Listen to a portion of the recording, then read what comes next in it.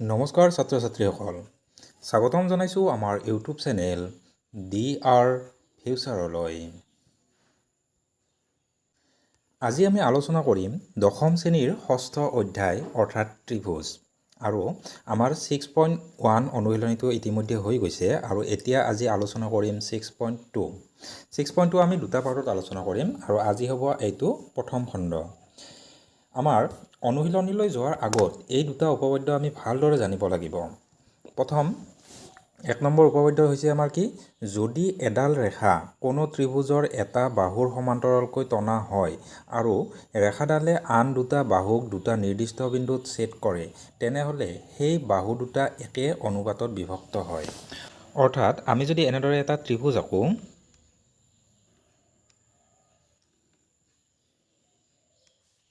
ইয়াৰে আমাৰ ত্ৰিভুজটো ধৰা হ'ল ABC এটা ত্ৰিভুজ। ইয়াৰে কি হৈছে, যদি এডাল ৰেখা কোনো ত্ৰিভুজ এটাৰ বাহুৰ সমান্তৰালকৈ ধৰা হ'ল BC বাহুৰ সমান্তৰালকৈ এনেকুৱাকৈ এডাল ৰেখা গৈছে। ঠিক আছে, এই ৰেখাডালে আমাৰ কি কৰিছে, সমান্তৰাল হয় আৰু ৰেখাডালে আন দুটা বাহুক দুটা নিৰ্দিষ্ট বিন্দুত ছেদ কৰে। ধৰা হ'ল এইটো আমাৰ P বিন্দুত ছেদ কৰিলে আৰু এইটো আমাৰ Q বিন্দুত ছেদ কৰিলে। ঠিক আছে, এতিয়া তেনেহ'লে সেই বাহু দুটা একে অনুপাতত বিভক্ত হয়। ইয়াতে আমাৰ এই P বিন্দুটোৱে ABক দুটা ভাগত ভাগ কৰিছে, Aৰ পৰা P আকৌ Pৰ পৰা B। তো আমাৰ এইটো কি থাকিলে, Aৰ পৰা P আকৌ Bৰ পৰা P, দুটা ভাগৰ যিটো অনুপাত হ'ল। আৰু এইফালৰো সেনেকুৱাকৈ এটা অনুপাত হ'ব কি AQ আৰু QC নাইবা CQ, একে কথা। আমাৰ এই দুটা অনুপাত হ'ল, এই অনুপাতকেইটা সমান হয় বুলি কৈছে। কেতিয়া, যদি এই ৰেখা BCৰ সমান্তৰাল হয়, তেতিয়াহ'লে আমাৰ এইটো হয় বুলি এই উপপাদ্যটোৱে কৈছে। তো এই উপপাদ্যটো আমি প্ৰমাণ কৰিব শিকিব লাগে, ধুনীয়াকৈ কিতাপত দিয়া আছে। তো তেনেদৰে চাই এইটো প্ৰমাণ কৰিব শিকি ল'বা তোমালোকে। কিতাপত চাই যেনেকুৱাকৈ আছে তেনেকৈ কৰিলেও হ'ব, আছে আৰু। এতিয়া উপপাদ্য 2টো হ'ল এইটোৰ অপজিটটো, বিপৰীতটো। অৰ্থাৎ ইয়াতে কৈছে চাওঁ, যদি এডাল ৰেখা এটা ত্ৰিভুজৰ যিকোনো দুটা বাহুক একে অনুপাতত ভাগ কৰে, অৰ্থাৎ ইয়াতে আমাৰ দিয়া আছে এইখিনি আৰু এইখিনি অনুপাতত সমান হয় বুলি কৈছে, এনেদৰে ৰেখাডাল আছে,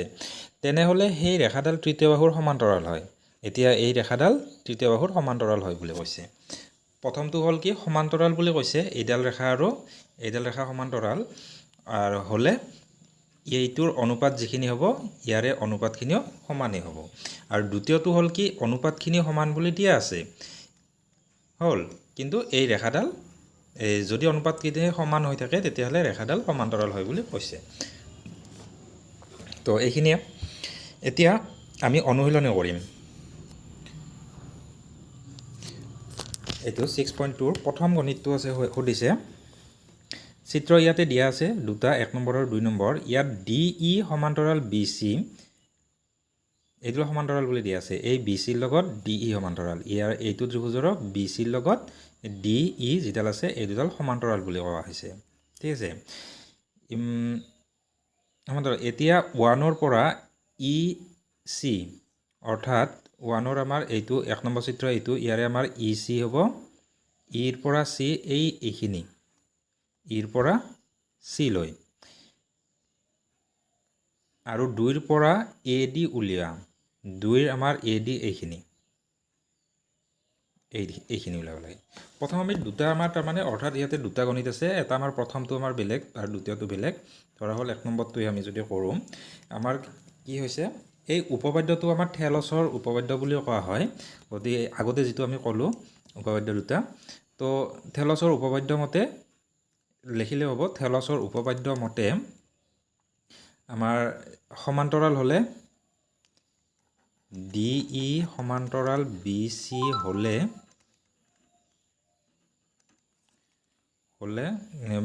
লিখিব পাৰি, ত্ৰিভুজ ABCৰ ইমান সমান্তৰাল ইমান হ'লে কি হ'ব, আমাৰ ইয়াৰ অনুপাতবোৰ সমান হয়। তো আমাৰ কি হ'ব, AD by BD equal to, ইয়াতে হ'ব আমাৰ AE বাই CE।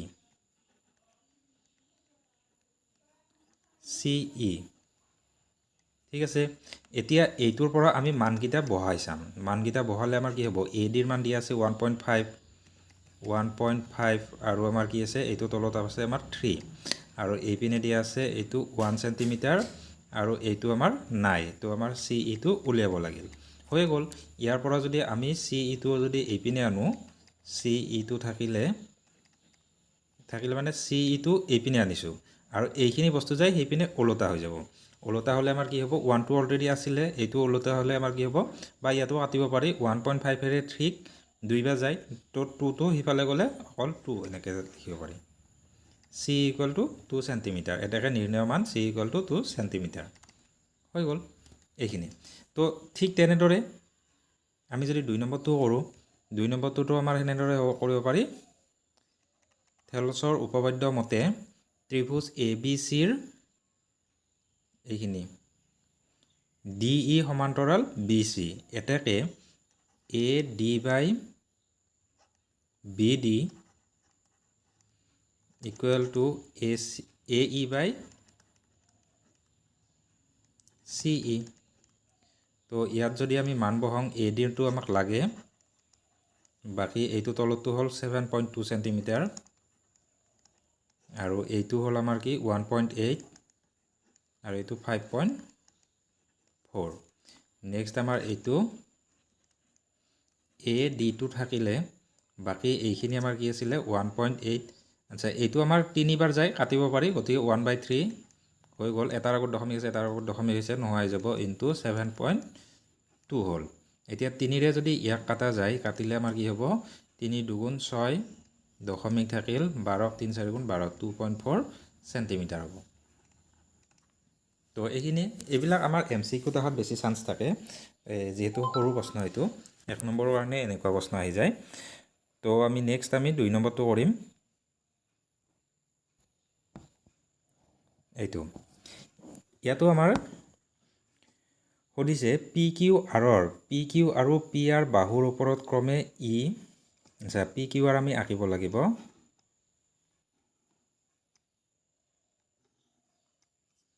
ক'ত কি হয় চাও PQ আৰু PR তো ওপৰতটো P দিলো PQR ক্ৰমে E আৰু F দুটা বিন্দু এতে আমাৰ E আৰু F আছে E F ঠিক আছে তলৰ প্ৰতিটোৰ ক্ষেত্ৰ EF সমান্তৰাল QR হয়নে উল্লেখ কৰা এতিয়া আমি ইয়াৰে মান উলিয়াম যেহেতু দিয়া আছে আমাৰ এইখিনি গোটেইখিনি কথা লিখিম PE equal to ইমান Q ইমান EQ equal to ইমান PF equal to ইমান আৰু FR equal to ইমান এতিয়া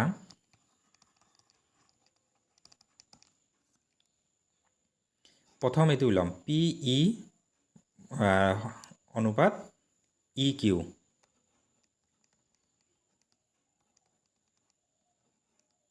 equal to PE হল আমাৰ 3.9 আৰু EQ হল 3 সেন্টিমিটাৰ তো কাটিলে আমাৰ এইটোৰে আমাৰ 1.3 হয় কিন্তু বাই 1 নিলিখিও কথা নাই আমি এইটোৰ মান এটা পালো আৰু এটা হ'ব আমাৰ এইফালৰখিনি PF আৰু FR PF আৰু FR equal to ইয়াতো আমাৰ PF ৰ মান আছে 3.6 আৰু FR হল 2.4 ইয়াতে আমাৰ দশমিক এটা এটাৰ আগত আছে গতিকে দশমিক নোহোৱা হল এতিয়া আমি ইয়াত যদি আমি এই কাটিবলৈ 12 ৰে যাব ইয়াৰ ওপৰত যাব 3 বাৰ যায় আৰু এইটো 2 বাৰ যায়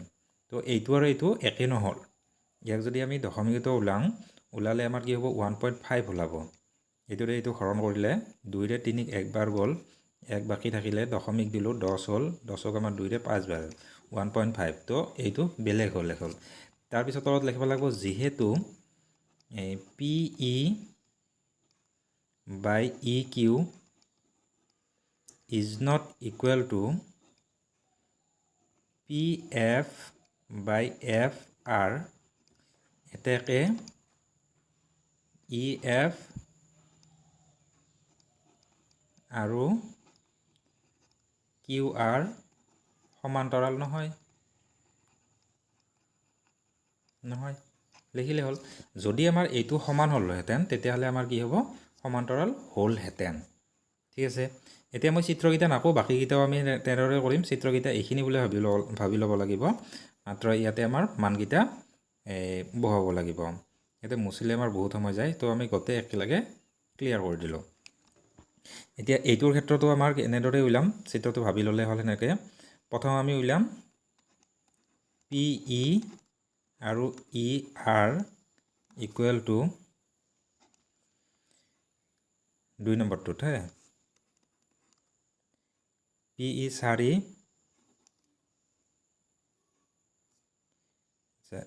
ও ই কিউ হ'ব এইটো হা ই কিউ আছিল আমাৰ 4.5 আচ্ছা এতিয়াই থাকিল কথা নাই পাছত কাটা কাটি কৰিলে আৰু এতিয়া পি এফ আৰু এফ আৰ এইটো পি এফ হ'ল 8 এফ আৰ হ'ল 9 আচ্ছা ইয়াতো আমাৰ কটা কাটি নাযায় ইয়াতে আমাৰ কি কৰিব পাৰি এইটো যদি দুগুণ কৰা যায় দুগুণ কৰিলে 4 দুগুণ 8 হ'ব আৰু এইটো 4.5 টো 9.0 হয় গতিকে 9 লিখিব পাৰি তো আমাৰ এইটো একে হ'ল এইটো আমাৰ কটা কাটি নাযায় ইয়াতে দশমিকত ওলায় তো আমাৰ ইয়াতে তেনেদৰে নকৰি এইটো আমি ডাঙৰ কৰি দিব পাৰোঁ তেতিয়াহ'লে আমাৰ কি হ'ল গোটেইবিলাক অখণ্ড সংখ্যা পাই গ'লোঁ আৰু সমান হ'ল যিহেতু পি ই কিউ এইটো ই কিউ হা E Q equal to P F F R এতেকে ই এফ সমান্তৰাল কিউ আৰ হয়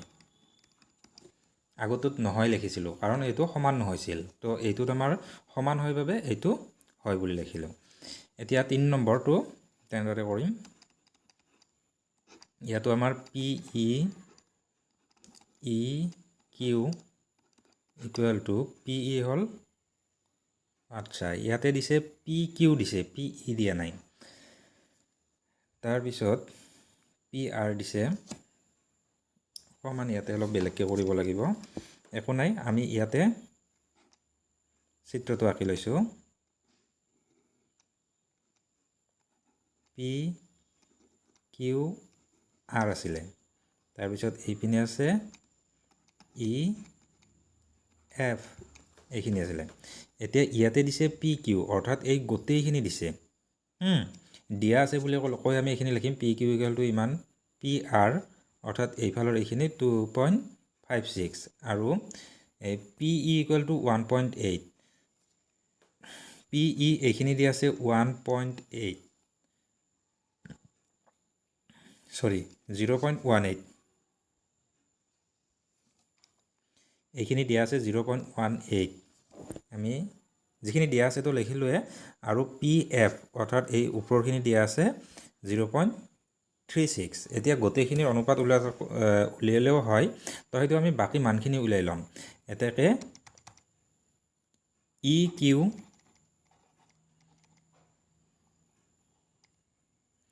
ইকুৱেল টু আমাৰ কি হ'ব এই গোটেইখিনিৰ পৰা P Q minus P E তো আমাৰ কি হ'ব 1.28 মাইনাছ 0.18 ইকুৱেল টু এইটো মান ওলাব আমাৰ 1 গ'লে 1.1 তাৰপিছত নেক্সট আমাৰ কি হ'ব ই কিউৰ পাছত লাগিল ইয়াতে এফ আৰ ইকুৱেল টু ইয়াতো আমাৰ কি হ'ব এইটোৰ পৰা গোটেই পি আৰৰ পৰা পি এফটো মাইনাছ কৰিব লাগিব তো পি আৰ আছিলে 2.56 মাইনাছ ইয়াতে আছে আমাৰ 0.36 ইকুৱেল টু আমাৰ কি হ'ব 6 নোহোৱা হ'ল 5 3 গ'লে 2 তো 2.2 ঠিক আছে এতেকে এতিয়া অনুপাতকেইটা যেতিয়া উলিয়াম P E by E Q P E আছিলে 0.18 আৰু ই কিউ হ'ল 1.1 এইটো আমাৰ কটাকটি নাযায়, কিন্তু আমাৰ দশমিকটো নোহোৱা কৰিব পাৰি। থাকক বাৰু এতিয়া। তাৰপিছত আৰু এইটো আমি ওলাই চালোঁ, আৰু PF by FR equal to, এইটো আছিলে আমাৰ 0.36 আৰু তলতটো হ'ল 2.2। ইয়াতে আমাৰ কি হয়, 2ৰে কাটিব পাৰি। 2ৰে কাটিলে আমাৰ কি হ'ব, এই 0.18 হ'ব আৰু এইটো হ'ব 1.1। তো এইটো একেই হ'ল। যিহেতু এই তলত লিখিলে হ'ল এনেকৈ, যিহেতু PE by EQ equal to PF by FR, এটাকে EF সমান্তৰাল QR হয়। তো আমি এইখিনিয়ে কৰিলোঁ। তো 2 নম্বৰটো আমাৰ এনেদৰে। এইবিলাক আমাৰ সৰু প্ৰশ্ন হয়, বহুত বেছি নাম্বাৰ নাহে এইবিলাকত। 1 বা 2 এক হয়তো আহিব পাৰে, নহ'লে বা এক আহিলে MCQত আহিব, নহ'লে 2 মাৰ্কছ আহিব পাৰে। এতিয়া আমি নেক্সট এইটো কৰিম, 3 নম্বৰ। ইয়াতে চিত্ৰটো দিয়া আছে। চিত্ৰটোৰ ইয়াৰ পৰা আমি যদি চাওঁ, ইয়াৰ পৰা কি দিছে, LM সমান্তৰাল CB। এই LMটো এই CBৰ সমান্তৰাল। তো তেনেদৰে LN টো CDৰ সমান্তৰাল। দুয়োটা সমান্তৰাল দি আছে। এতিয়া প্ৰমাণ কৰিব লাগে AM বাই AB, AM ইয়ালৈ বাই AB, এইখিনিৰ অনুপাত, আৰু কি আছে AN আৰু ND, এইটো আৰু এইটোৰ অনুপাত। তো এই দুটা অনুপাত সমান বুলি দেখাব দিছে। এতিয়া আমি দিয়া আছে বুলি কৈ এইখিনি যিখিনি দিয়া আছে সেইখিনি লিখিম, আৰু ইয়াতে প্ৰমাণ কৰিব লাগে যে এইখিনি। ঠিক আছে, এতিয়া প্ৰমাণত আমি এনেকৈ কৰিম, ত্ৰিভুজ ABCৰ LM সমান্তৰাল BC এতেকে থেলছৰ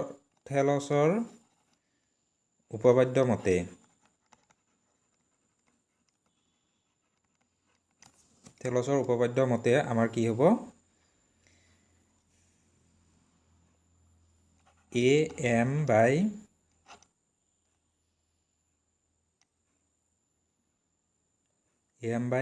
MB ইকুৱেল টু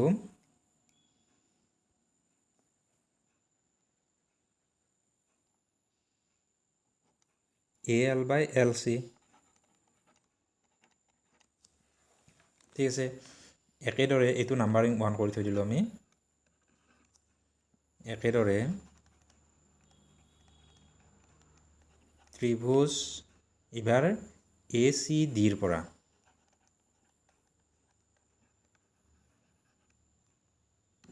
ইয়াৰো আমাৰ এইডাল আৰু এইডাল সমান্তৰাল দি আছে, লিখিব পাৰি ACDৰ ইমান সমান্তৰাল ইমান, এতেকে ইয়াতো কি হ'ব, AL by LC equal to AN by ND, এইটো 2 নম্বৰ। আচ্ছা, 1 নম্বৰ আৰু 2 নম্বৰ মিলাই চালে ইয়াৰে AL বাই LC একেই আছে, নহয় জানো? তো আমাৰ এনেকৈ লিখিব পাৰোঁ, এতেকে 1 and 2 ইমপ্লাইজ কি হ'ব, বাকীখিনি যিখিনি থাকিল AM বাই MB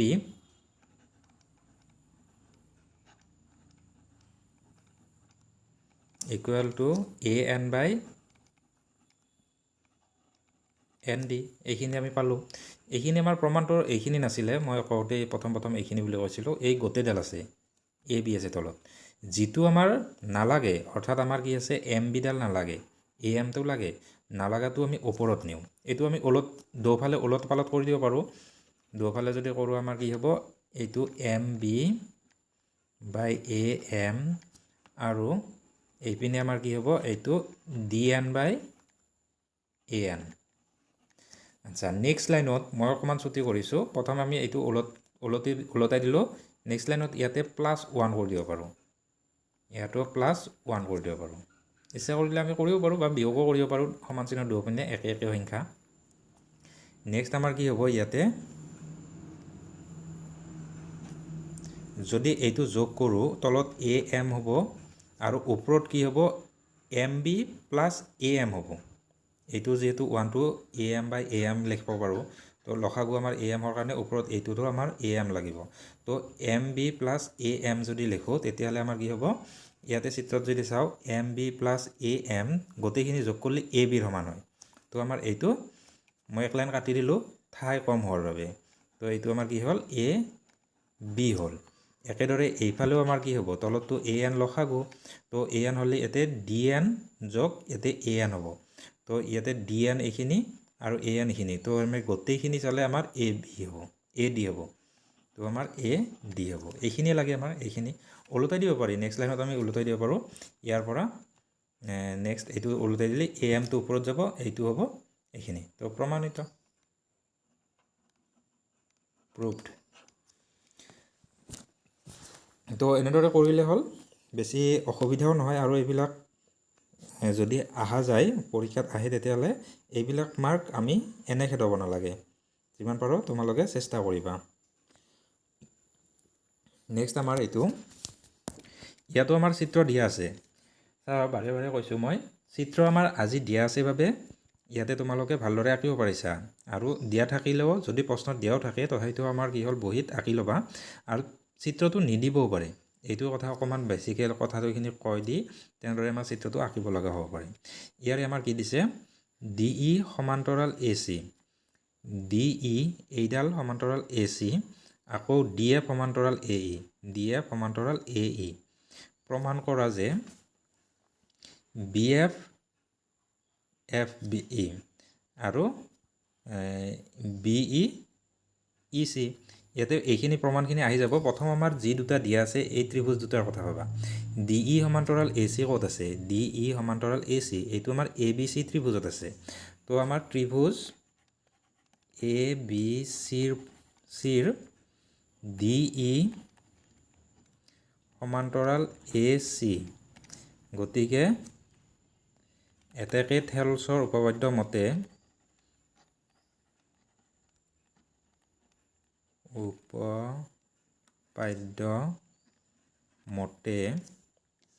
কি হ'ব আমাৰ প্ৰথম ইয়াতে আমাৰ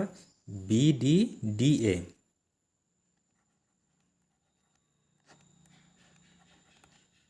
ইকুৱেল টু ইয়াৰে হ'ব আমাৰ কি এইটো BEEC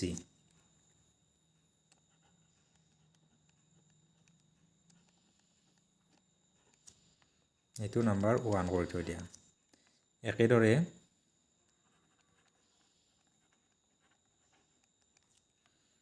ত্ৰিভুজ এইবাৰ ল'ব লাগিব ABE ৰ পৰা ত্ৰিভুজ ABE ৰ ইয়াতে দিয়া আছিল DF সমান্তৰাল AE একেদৰে এতিয়া থেলছৰ উপপাদ্য বুলি নেলাখো একেদৰে লিখিছোঁ গতিকে এতেকে হ'ব ডাইৰেক্ট এতেকে আমাৰ কি হ'ল ইয়াতো আমাৰ কি হ'ব BDDA হ'ব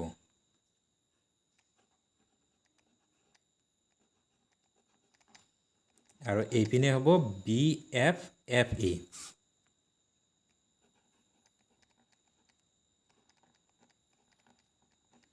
ঠিক আছে এইটো 2 নম্বৰ 1 নম্বৰ আৰু 2 নম্বৰ যদি মিলাই চাওঁ আমাৰ কি হ'ব এইখিনি এইখিনি BDDA একে আছে তো আমাৰ এইখিনি ইকুৱেল টু এইখিনি হ'ব এটাকে 1 and 2 implies প্ৰথমটো হ'ব BE by EC equal to BF by FE তো আমাৰ এইখিনি দিছে প্ৰমাণ কৰিব তো আমাৰ প্ৰমাণ হৈ গ'ল এতিয়া কথা হ'ল কি কেতিয়াবা আমাৰ প্ৰশ্নত যদি ট্ৰিকি প্ৰশ্ন দিব বিচাৰে তেতিয়ালে কি হ'ব পাৰে হয়তো FE টো এইফালে আনি থব এইটো এইপিনে আনি থব তো আমাৰ এনেদৰে যদি ওলট পালট হৈ থাকে নাইবা এইটোৰ আমি ওলট পালট হ'ব পাৰে ওপৰতো তলতো ওপৰত যদি তেনেকৈ থাকে অসুবিধা নাই আমাৰ এই নিয়মতে গ'লে হ'ল কৰিলে আমাৰ হৈ যাব থেলছৰ উপপাদ্যটো আমাৰ প্ৰয়োগ কৰিলে হ'ল তো আজিৰ আমাৰ ভিডিঅ'টো এইখিনিয়ে হ'ল তো আমি নেক্সট আমি সেকেন্ড পাৰ্টটো নেক্সট ভিডিঅ'ত কৰিম তো সেইসকলে চোৱাৰ কাৰণে বহুত বহুত ধন্যবাদ। আকৌ লগ পাম নেক্সট ভিডিঅ'ত। Thank U.